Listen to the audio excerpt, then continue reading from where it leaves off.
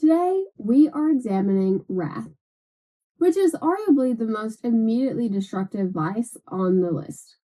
With greed and envy, we are primarily harming ourselves through psychological torture.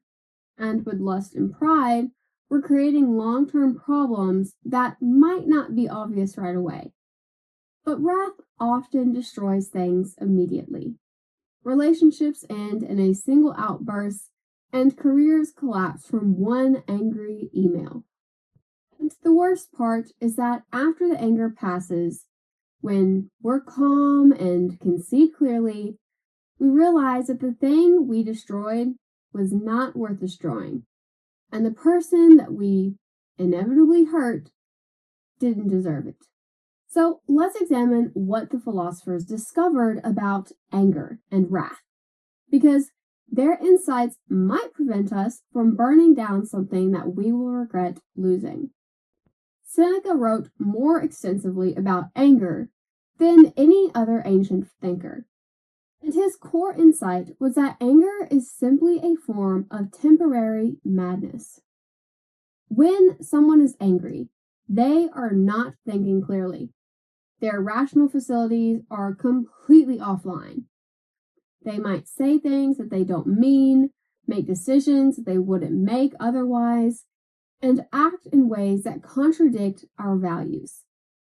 Now, he observed that people in the grip of wrath will destroy their own possessions and harm people that they love, and even sabotage their own interests, all while feeling completely justified in a single moment.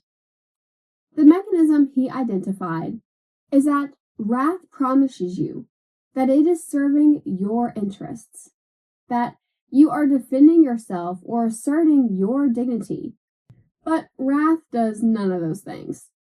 What actually happens is that our prefrontal cortex, the part of our brain responsible for judgment and impulse control, gets overridden by the fight or flight response.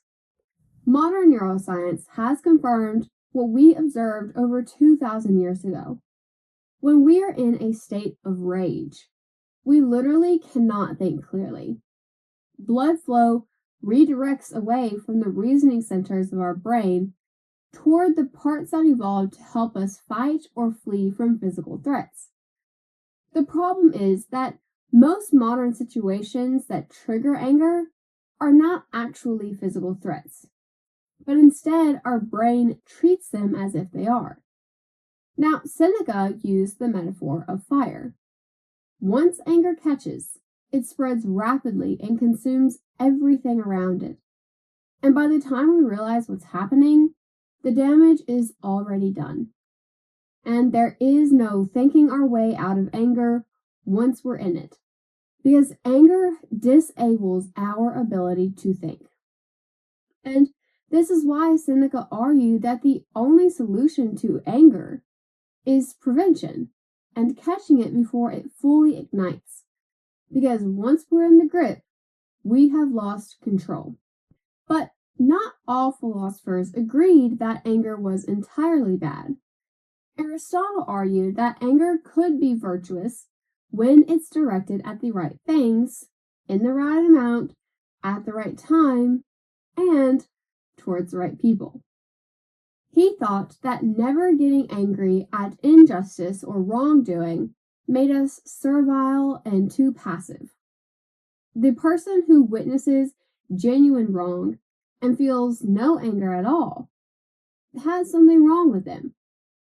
But Aristotle's standard for appropriate anger was incredibly strict. It had to be proportionate to the offense and directed at the person who was responsible. But wrath fails all of those criteria at the same time. We might get disproportionately angry over minor slights, or displace our anger into people who didn't actually wrong us. We could hold grudges for years over things that should be forgotten within days. And when we lose control entirely, we will say and do things that our rational selves would never do. So the difference between righteous anger and wrath is essentially the difference between a surgeon using a scalpel and someone swinging a sword wildly in the dark. Righteous anger is precise and controlled, while wrath is indiscriminate destruction that feels justified in the moment but accomplishes nothing. When we are truly in a state of wrath, we're not interested in correction or justice. We simply want to hurt something or someone and make someone feel as bad as we feel. We want revenge, not resolution. And remember in the last video when we talked about envy being pretty much the only vice that gives no pleasure? Well, that still stands true. Unlike envy, which is not pleasurable for anyone, anger feels good in the moment to the person expressing it. There is a rush of energy, a sense of power, and even a feeling of righteousness. Our body floods with adrenaline and cortisol. Our heart rate might increase, and we feel intensely alive and focused. But this is simply our biology preparing us for physical combat. And that preparation feels good in a primal way. Now, Seneca noticed that people become addicted to anger because of this rush. They might start looking for reasons to be angry, because anger provides an emotional high that breaks up the monotony of ordinary experience. The person with an anger problem is not usually someone who is constantly enraged, but they might periodically erupt because that eruption provides a satisfaction that calm interactions might not offer. Modern research on anger has confirmed that it has this addictive quality to it.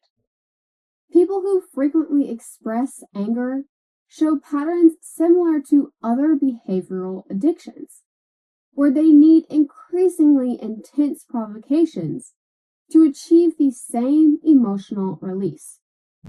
But the pleasure of anger is pretty deceptive because it comes with a massive cost that we might not feel until afterwards. While we're angry, we feel powerful and justified. But after the anger passes, it is replaced with shame of what was said and regret of what we did. And most importantly, the embarrassment of having lost control. The person we screamed at is hurt or afraid or done with us entirely. The thing we broke is still broken.